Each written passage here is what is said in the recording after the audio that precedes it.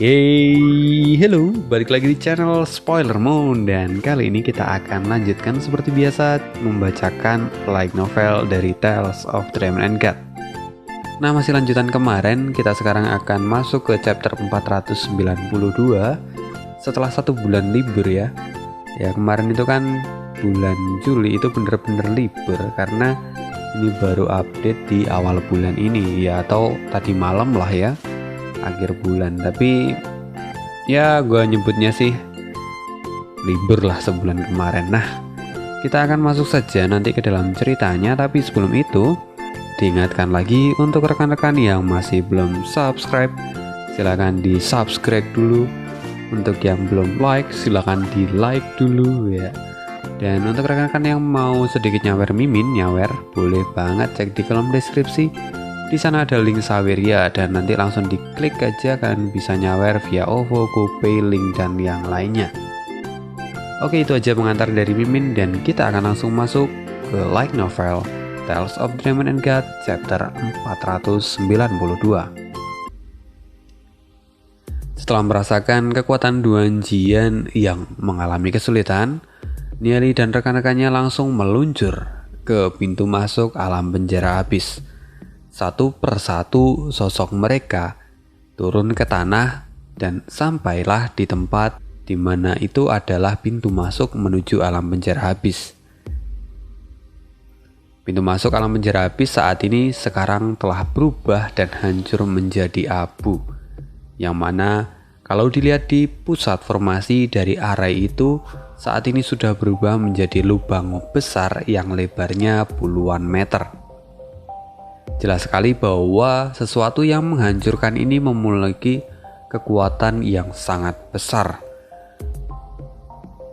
Setelah diperhatikan lagi, ternyata di bagian bawah tempat itu atau di bagian tengah kawah itu terlihat sesosok makhluk yang saat ini sedang terengah-engah. Makhluk itu tidak lain tidak bukan adalah Duan Jian. Kondisinya saat ini benar-benar mengenaskan. Sayapnya tampak terkoyak dan seluruh tubuhnya dipenuhi oleh luka. Dia mencoba untuk bangkit dan dia tampak terhuyung-huyung lalu kembali tersungkur ke tanah.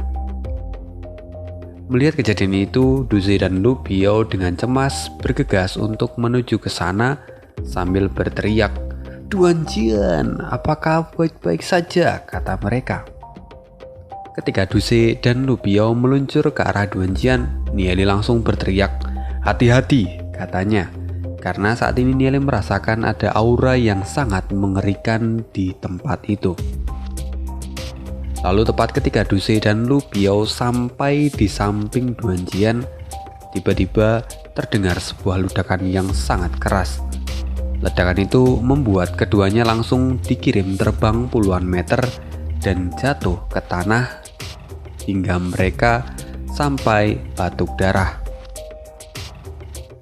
Nieli tampak sangat cemas lalu kemudian dia berteriak, "Duzi, Lu Biao, apakah kalian baik-baik saja?" kata Nieli. Saat ini Nieli sangat fokus dan dia merasakan aura yang ada di sekitarnya dan siap untuk bertarung kapan saja. Saat ini Nieli merasakan aura yang sangat mengerikan di sekeliling dirinya, yang mana itu membuat dia seolah-olah tercekik. Mendengar teriakan dari Nieli, Duzi pun menjawab bahwa dia tidak apa-apa. Dia tampak saat ini dengan susah payah mencoba untuk bangun. Sebagai seorang ahli dari alam daun naga, Duzi benar-benar terluka parah hanya dalam satu pukulan. Baginya, ini adalah sesuatu hal yang tidak pernah ia bayangkan. Di sisi lain, Lu Biao yang juga terbaring di tanah, dia tampak terengah-engah dan tidak bisa bergerak sama sekali. Setelah itu tiba-tiba seorang pria tua berpakaian compang-camping tiba-tiba muncul di hadapan mereka. Pria tua ini tidak lain tidak bukan adalah orang tua yang pernah ditemui oleh Nieli. Yang mana ketika itu mereka bertemu di alam penjara abis pada saat penyerangan keluarga Sayap Perak gitu. Mata dari kakek itu tampak muram dan dia tampak menggumamkan sebuah kalimat. Ketiadaan tak terhingga tidak memiliki awal. Tidak ada awal berarti tidak ada akhir, gumam kakek tua itu. Tekanan yang sangat luar biasa menimpa Nieli. Aura yang sangat menakutkan tersebut langsung mengunci Nieli hingga dia tidak bisa bergerak sama sekali. Sungguh kekuatan yang sangat menakutkan dari kakek tua itu. Nieli menatap pria tua itu dengan penuh ketakutan hingga telapak tangannya terasa basah oleh keringat. Lalu tiba-tiba pria tua itu berkata, "Alam penjara habis itu diciptakan olehku, dan kalian tidak boleh melanggar aturan yang ada di alam penjara habis," kata kakek tua itu. Nieli tampak canggung lalu kemudian dia berkata, "Kakek, mungkin di sini ada kesalahpahaman. Bisakah Anda memberitahu kami aturan yang telah kami langgar?" kata Nieli. Kakek itu kemudian menjawab, "Siapapun yang telah meninggalkan alam penjara abis tidak diperbolehkan kembali lagi ke sini. Itulah aturan dari alam penjara abisku," kata kakek itu. Nieli segera melirik Duan Jian lalu kemudian dia berkata, "Kakek, kami tidak tahu menahu aturan di alam penjara abis. Seperti kata pepatah, mereka yang tidak sadar atau tidak tahu, maka itu artinya mereka tidak patut untuk disalahkan." Nieli tampak canggung dan gugup ketika mengatakan itu. Setelah itu, suara si kakek pun menjawab Nieli, "Apa yang kamu katakan itu benar. Karena itu aku tidak membunuhnya. Aku hanya memberikan dia hukuman sedikit saja," kata kakek itu. Sambil mengatakan itu, dia terus memperhatikan Nieli lalu kembali dia berkata, "Sudah kita lupakan saja dia. Lagi pula, saat ini itu tidak penting lagi. Sekarang aku kemari bukan karena dia, tapi karena kamu," kata kakek itu kepada Nieli. Nieli terkejut lalu kemudian dia berkata, "Aku? Kenapa aku?" Setelah mengatakan itu, Nieli perlahan-lahan mulai mengerti. Kakek itu kemudian berkata, "Aku yakin kamu sudah tahu kenapa aku ada di sini." Setelah mengatakan itu, kakek itu kembali bergumam, "Ketiadaan tak terhingga tidak memiliki awal. Tidak ada awal berarti tidak ada akhir. Kita berdua adalah penerus dari Kaisar Kongmin, dan para pewaris harus saling membunuh satu sama lain untuk mendapatkan kekuatan dari pihak lainnya." Nieli tampak canggung lalu kemudian dia berkata, "Apakah benar begitu?" Nieli tampak sangat waspada, yang mana dia sadar kalau kekuatan dari orang tua ini jelas-jelas jauh melebihi imajinasinya. Bahkan Nieli saat ini tidak bisa benar-benar mengukur setinggi apa kekuatan dari orang tua ini. Yang jelas, ia merasa kalau ia terpaksa harus berhadapan dengannya, ia tidak akan memiliki peluang untuk menang. Segera kilatan cahaya melintas dari mata pria tua itu ketika dia melirik Nieli. Dia kemudian berkata, "Sayangnya kamu masih terlalu lemah. Bahkan jika aku membunuhmu, kultivasiku tidak akan banyak meningkat." Nieli kemudian menatap pria tua itu dan berkata, "Kakek senior, tidakkah Anda pikir bahwa teknik kultivasi itu mungkin hanya sebuah jebakan untuk memancing kita supaya saling membunuh?" Pria tua itu tampak memandang Nieli lalu kemudian dia berkata, "Benarkah? Sayangnya aku sudah mengujinya sendiri," kata kakek tua itu.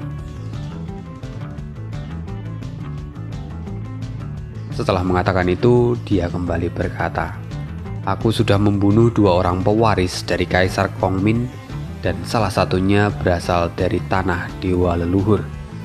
Yang satunya lagi tidak lain adalah adik laki-lakiku sendiri." Ketika mengatakan itu, tatapan dari kakek itu tampak redup dan menggelap, kayak orang sedih gitulah. Lalu kemudian Nieli menatap pria tua itu baik-baik dan kemudian dia berkata, "Tuan, apakah Anda benar-benar mendapatkan kekuatan mereka?" kata Nieli. "Tentu saja," kata kakek itu, dan lalu dia melanjutkan, "Aku tidak hanya mendapatkan kekuatan mereka, tapi di bawah rangsangan itu garis keturunanku menjadi bangkit. Kekuatanku menjadi meningkat beberapa kali lipat dari sebelumnya." Melihat percakapan dari Nieli dan kakek tua itu, Yishiyun dan Xiaoning-er yang dari tadi di belakang Nieli, keduanya hanya bisa saling tukar pandang dan tidak satupun dari mereka yang mengetahui kalau Nieli itu adalah salah satu penerus dari Kaisar Kongming. Selain itu, mereka juga terkejut bahwa Kaisar Kongming memiliki aturan sekeji itu untuk para penerusnya. Pria tua itu kembali menatap Nieli dan dia berkata, "Kita berdua mungkin adalah satu-satunya penerus dari Kaisar Kongming yang masih tersisa. Sayangnya jika aku membunuhmu sekarang, teknik kultivasiku tidak akan berkembang." Setelah mendengar itu, Nieli kemudian menatap kakek itu dan dia menyadari bahwa ternyata di dalam diri kakek itu terdapat kesedihan yang luar biasa di dalam matanya. Nieli menyadari bahwa orang tua ini terlihat sangat kacau. Setiap hari dia mabuk-mabukan dan bersikap seperti orang gila. Mungkin semua ini ada hubungannya dengan pembunuhan adiknya yang ia lakukan dengan tangannya sendiri. Hati Nieli kemudian tergerak dan dia kembali berkata, "Senior, kenapa Anda membunuh saudaramu sendiri? Apakah kultivasi benar-benar sangat penting bagimu hingga kamu mengorbankan saudaramu sendiri?" Kakek itu tampak sedih lalu kemudian dia menjawab, "Kami terus didorong oleh takdir. Sejak kami mengolah teknik kultivasi dari Kaisar Kongming, aku dan adik laki-lakiku terus mengejar dan membunuh para pewaris silang lainnya. Hingga akhirnya kami menyerbu ke tanah dewa leluhur. Di sana kami berhasil membunuh penerus yang ada di sana, namun sayangnya adik laki-lakiku terluka parah akibat pertarungan tersebut. Hingga akhirnya dia membantuku menyelesaikan tujuanku dan membuat aku menjadi semakin sempurna." Mata dari kakek itu tampak dipenuhi oleh kesedihan ketika mengatakan itu. Jadi intinya kayak adiknya itu sudah sekarat dan terus minta kakaknya untuk membunuh dirinya. Kayak gitulah kurang lebih. Menyadari kesedihan yang ada di mata kakek itu, Nieli kemudian berkata, "Apakah itu semua sepadan? Hanya demi kultivasi kamu harus kehilangan saudaramu yang kamu kasihi." Kakak itu kemudian menjawab, "Aku tidak tahu apakah itu sepadan atau tidak. Yang jelas, saat ini aku hanyalah hantu yang terus bergentayangan dan berkeliaran di dunia ini selama lebih dari 3 abad. Sudah abaikan saja itu, karena nantinya akan ada pertempuran yang sangat hebat di antara kita. Kamu adalah penerus terakhir, jadi aku harus membunuhmu." Nieli segera menggelengkan kepalanya dan berkata kepada kakek itu, "Senior, tidakkah Anda merasa bahwa semua ini terasa aneh? Kenapa Kaisar Kongming meninggalkan monumen batu seperti itu?